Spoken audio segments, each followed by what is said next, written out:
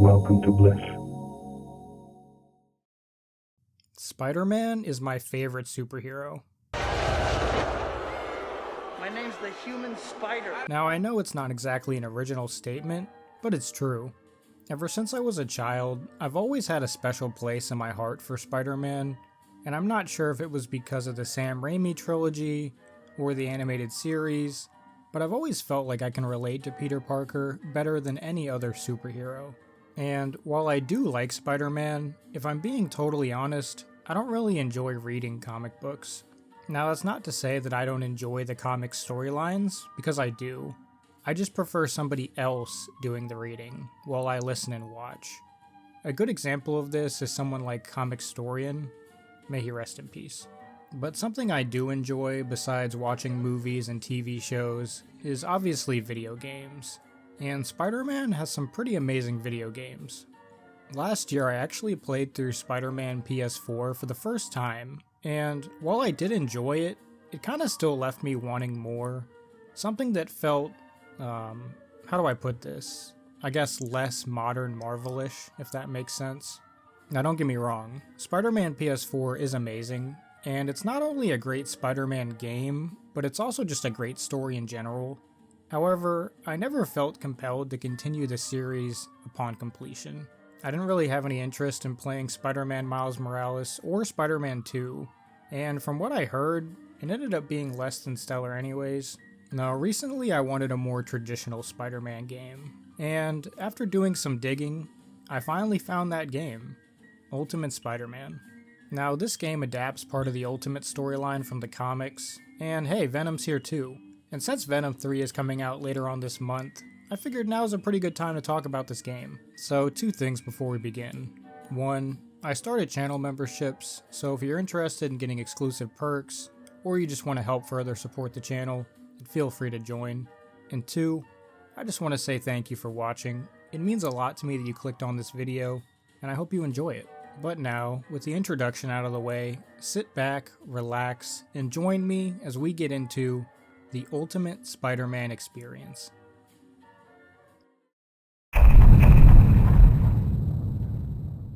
Ultimate Spider-Man was released on September 19th, 2005 for a plethora of consoles, so I'm not going to list all of them, but it was made by Treyarch and published by Activision, so you can go ahead and insert your Call of Duty joke here.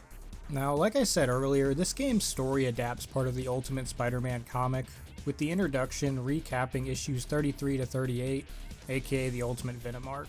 Then the rest of the game takes place 3 months later and covers issues 123 to 128, although keep in mind there are some small changes and events that happen in a completely different order, which I assume was altered for the convenience sake. I'd also say that it's noteworthy to bring up that you really don't need to read the comic to understand what's going on here, as the story itself is summarized pretty decently. Anyways, the story revolves around childhood friends turned rivals, Peter Parker and Eddie Brock, and will have you swapping between the pair during various points to play as both Spider-Man and Venom. Spider-Man's storyline mainly revolves around his investigation of the company called Trask Industries and their connection with the creation of the Venom symbiote, as well as the death of Peter and Eddie's parents. While Venom's storyline, on the other hand, revolves around the constant capture attempts by Boulevard Trask and Adrian Toomes, who are looking to test the capabilities of the symbiote in order to replicate it. Now I'm going to go ahead and be honest, the main story here isn't even that long, and it can be beaten in as little as 5 hours, but in my opinion, that's not necessarily a bad thing, since the game seems to be really focused on transitioning its source material to gameplay.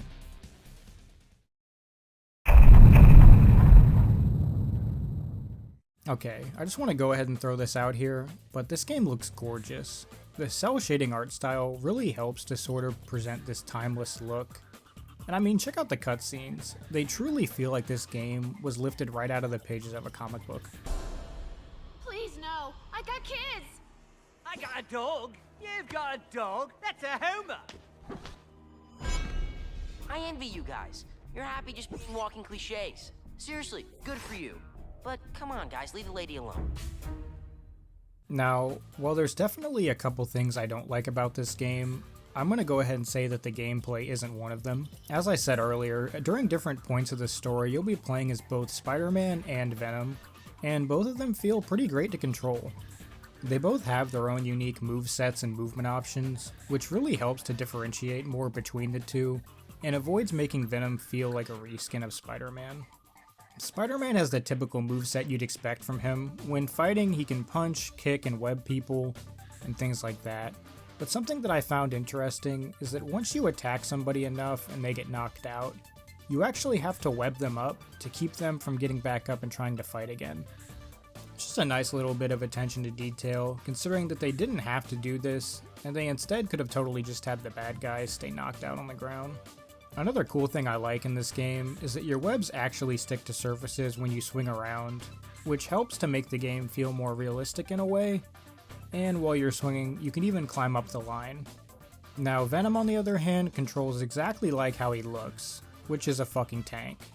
When you're fighting, he'll pick up victims and eat them to regenerate health, or you can throw people and slam them around. He also utilizes the suit and he'll shoot tentacles out for a more long-ranged attack, and overall he just feels pretty great to play as. Now, as far as movement goes, Venom's main mode of travel is just kind of jumping really fucking far.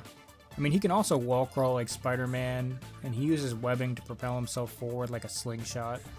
Now I guess it's time to get into the one thing I don't like about this game, which is the downtime. You see, typically when you do a main story mission, once you're done, you'll have city goals to accomplish before you're allowed to play the next mission. These goals often vary between 4 things. 1 is collecting tokens scattered around the map. 2 is doing timed races, which are usually just time trials by yourself. 3 is combat tours, which is just Spider-Man fighting through a gauntlet of enemies for a few minutes.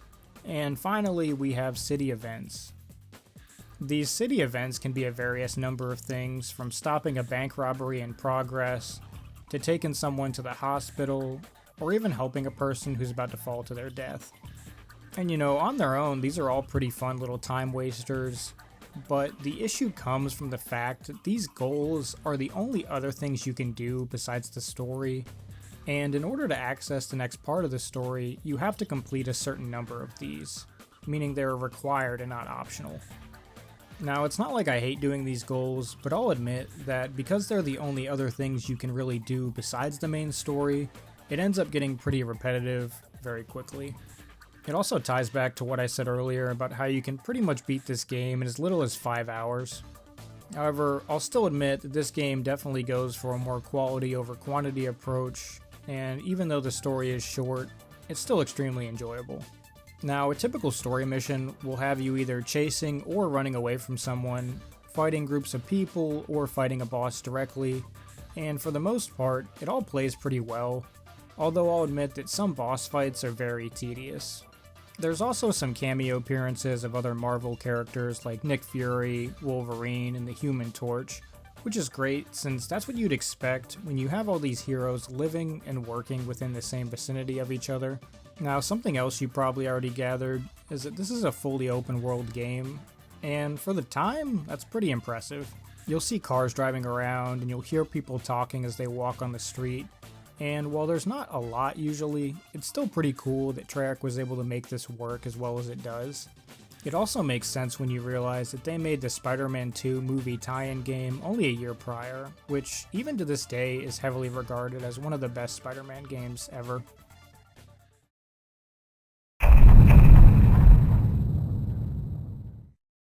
Overall, Ultimate Spider-Man is a pretty faithful adaptation of the comic it's based on.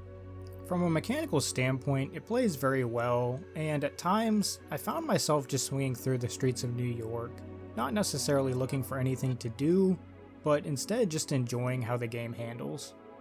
I also enjoyed the Venom sections, and at times I enjoyed them more than the Spider-Man sections, as it was great being able to be this big destructive tank, just running around, eating people, and jumping over skyscrapers. And again, the only real negatives I have with this game is that it's rather short time to beat, and its lack of real side content, but I can still understand what they were going for with the city goals. My assumption is that they wanted the player to truly feel like a friendly neighborhood Spider-Man during the downtime, just kind of swinging along, looking for people to save or crimes to stop, and for that, I do applaud Treyarch. I'm also probably a little biased because any time that a Spider-Man story has to do with Venom or the symbiote suit, it's just immediately more entertaining to me than anything else. It's just, I don't know, that's the coolest part of any Spider-Man media, in my opinion. And before I end the video, I'd like to ask you, the viewer, a question. What's your favorite Spider-Man game and why? Feel free to let me know in the comments down below. I really enjoy reading what you all have to say, so don't be shy. But other than that, if you made it to this late in the video, then I just want to go ahead and say thank you for watching, and I guess I'll see you fellow gamers in the next video. Bliss out. Thanks for watching.